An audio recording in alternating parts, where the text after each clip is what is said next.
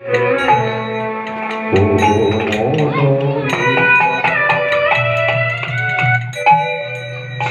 না আমি টাকা পয়সা, চাই না বাড়ি, নয়ন জলে ডাকো মনে, আমি হব তোমারি। আমি টাকা পয়সা চাই না, গাড়ি বাড়ি চাই না, ভবিষ্যৎ চাই না, কেবল তোমায় ঠাকুর বলবেন দেখো তোমরা বাড়িতে তোমার ছেলের জন্য কত কি নিয়ে আসো, নিয়ে আসছিলাম যখন কলকাতা থেকে আসছি ছেলের জন্য কত কি নিয়ে আসছিলাম। আচ্ছা আমরা একবার ভেবে দেখেছি যে আমাদের মন্দিরে যদি ভালো থাকে তার জন্য কি নিয়ে আসবো, আমার ঘরে ছোট্ট একটা কলঙ্কার মধ্যে ঠাকুর থাকে তার জন্য নিয়ে আসবো। আমরা একবার ভেবে দেখেছি, আমরা ভেবে দেখি না। ঠাকুর বললেন হ্যাঁ গো, সন্তান পুত্র স্বামী স্ত্রী সবাই তোমার, আমি কি তোমার কেউ নয়, আমি কি তোমার কেউ নয়। একবার তুমি মন প্রাণ দিয়ে আমায় দেখে ডাক্তার, আমি তোমার হয়ে যাবো, আমি তোমার হয়ে যাবো, শুধু মন প্রাণ দিয়ে। কি বলতে হবে? আজ হয়তো আমি তোমার হলো, তুমি আমার জীবন যৌবন সাধনা জ্ঞান যা কিছু আছে আমি তোমার রাঙা চরণে সঁপে দিই। তাই গৌর হরি বল হরি বল হরি বলার সঙ্গে সঙ্গে সেই অদ্বৈত আচার্যের চোখের জল থেকে মহাপ্রভু করলেন, মহাপ্রভু অদ্বৈত বলে অদ্বৈত ছি ছি ছি, আজকে তিনি কাঁদতে আছে, চোখের জলটা মুছে, আজকে আনন্দের দিন, আজকে তিনি কাঁদতে আছে, চোখের জলটা মুছে। এই দেখো এই দেখো এই দেখো দেখো দেখো আমরা সকলেই সেবা নিচ্ছি, তোমার ঘরে সেবা নিচ্ছি, তুমি আনন্দ করে সেবা করো।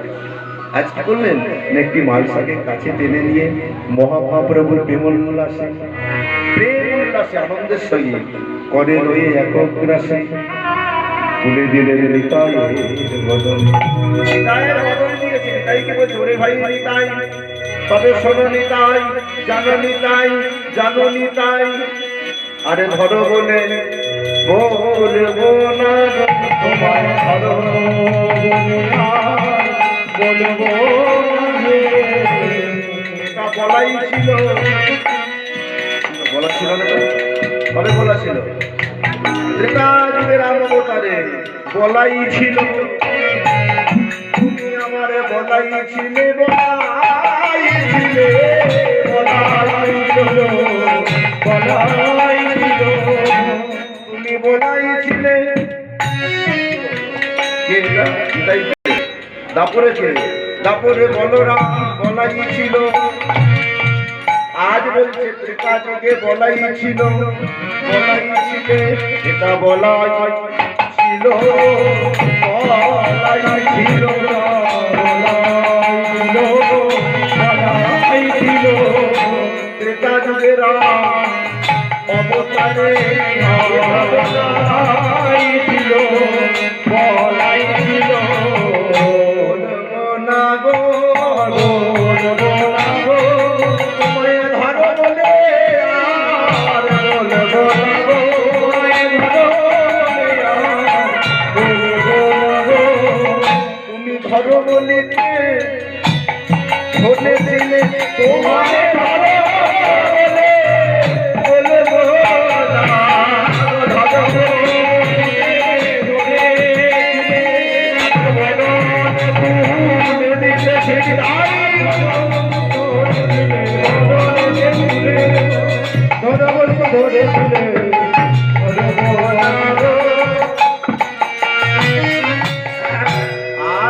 ধরো বলবো না, তুমি বলাই ছিল, বলাই ছিল, বলাই ছিল, ত্রেতাযুগে রাম অবতারে বলা ছিল। কি বলা ছিল? দেখো 14 বছর বনবাস থেকে যখন আসছে, 14 বছর বনবাস থেকে আসার পরে দেখা গেল কি না রামচন্দ্রের অভিষেক হয়, রামচন্দ্রের অভিষেক হয়, রাজ সিংহাসনে বসে।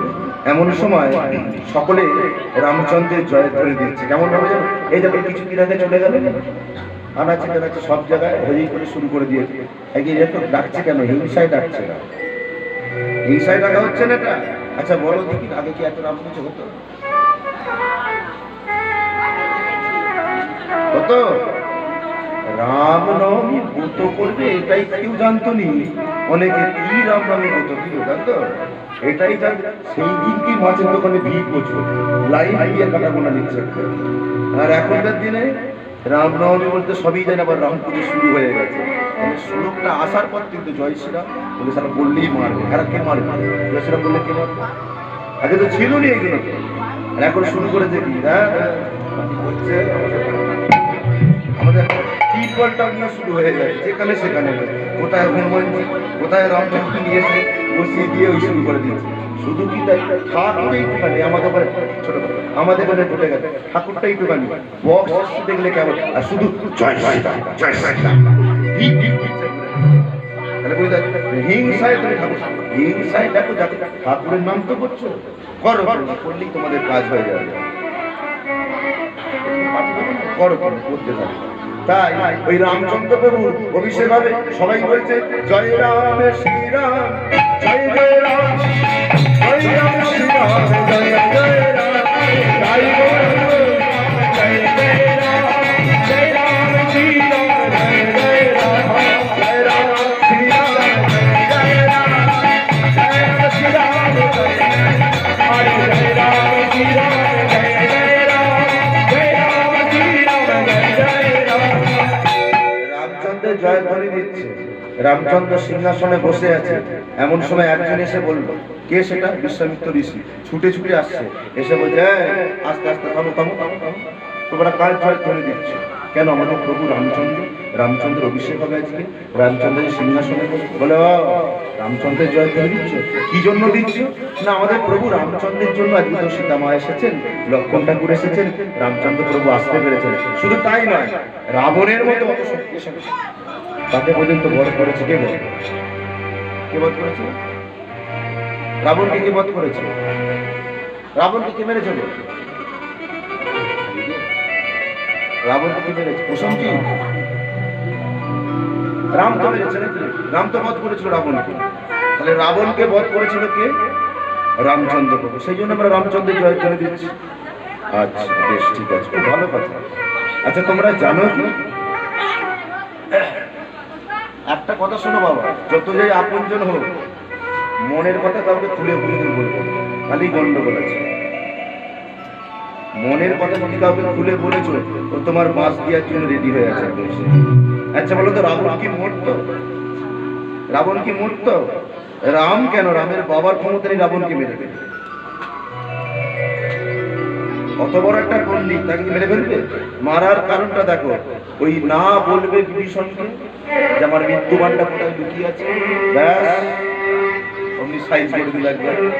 এসে কষ্টপ্ত বিভীষণ সে রামচন্দ্রকে ঠাকুর এই দেখো, তবে আমার দাদা যাবে, নাহলে যাবে না, দাদার জন্য এই করো অমুক করো তমুক করো, এই জায়গায় চলে যাও, এই জায়গায় পেয়ে যাবে, একদম মৃত্যুবানটা সেখানেই রয়েছে, ব্যাস শুরু হয়ে গেল।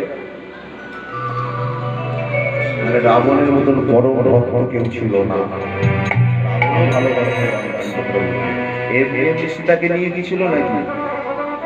রাবণ জানতো যে কান টানলে আগে আমাকে সীতাকে বশ করতে হবে, সীতাকে নিয়ে নি আমি প্রভু রামচন্দ্রকে পাবো। শুধু কি তাই, এমন আমি ভক্ত হব ভগবানের হাতে আমি নিজে মরব। এর চার বড় জিনিস কি আছে যে ভগবানের হাতে মরব? আমরা তো গাড়ির তলায় মরে যাই, কি হলো যেটা পাচ্ছে ড্রাইভারে কত কি আমরা বিষকে মারা যায়, মারা যাই না? কে বলার জন্য মারা যাচ্ছে, মারা যাচ্ছে না? তাহলে কত কি অসুখ হচ্ছে, সেখানে মারা যাচ্ছে। আচ্ছা এমন কোনো কেউ ভাগ্য করেছে যে ভগবানের হাতে মরবে? এখানে তো ভাগ করেছে, সেরকম ভাগ আমাদের নেই। তাহলে রাবণের মতো অত বড় ভক্ত কেউ আছে যে ভগবানের হাতে মারা গিয়েছিল? তোমরা যা জয়ধ্বনি করছো তার জন্য ফিরে আসনি। ওই রাবণের আগে একজন শক্তিশালী ছিল, কে? যার নাম হলো মেঘনাদ। মেঘনাদ না যদি বধ হতো রাবণকে কেউ মারতে পারত না। আর মেঘনাদকে সেই একজন বধ করতে পারবে যে 14 বছর অনাহারে থাকবে, 14 বছর অনিদ্রায় থাকবে, 14 বছর পুরো নারীর বদন দেখবে না। একমাত্র পেরেছিল কি? আমার লক্ষ্মণ ঠাকুর পেরেছিল। কেবলমাত্র লক্ষ্মণ ঠাকুর পেরেছে। বলে কি করে হয়? রামচন্দ্র ভাবছে কি করে হয়? প্রতিদিন ফল পেরেছি, ভাগ করেছি, বাদন করে চুরি করে